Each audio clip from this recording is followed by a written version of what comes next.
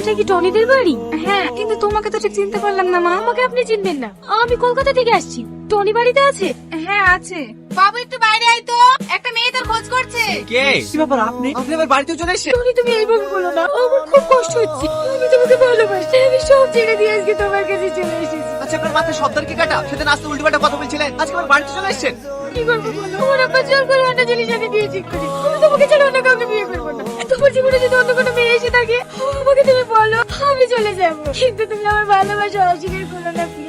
তোমাকে না পেলে আমি বাঁচবো না। দেখো মা, আমার ছেলে যখন তোমাকে চিনতে পারছে না, তুমি আর জোর করো না। ঘরের মেয়ে ঘরে ফিরে যাও। না না, আমি বাড়ি গেলে আমার আব্বা জোর করে অন্য ছেলের সাথে বিয়ে দিয়ে দেবে। তোমার আবার জোর করে বিয়ে দেবে তো আমরা কি করবো? ভালো ভালো বলছি, এখান থেকে চলে যাও। এ বাবু থাক, মেয়েটাকে আর বকিস নি। দুদিন থাকবে বলছে, থাকুক না। মন ভালো হলে ঠিক চলে যাবে। এখানে থাকতে দিলে তো তুই থাকবি। অসভ্য মেয়ে, কাল তোমার বিয়ে, তুমি এখানে পালিয়ে সময় পার পেয়ে যাবে। চল এখান থেকে।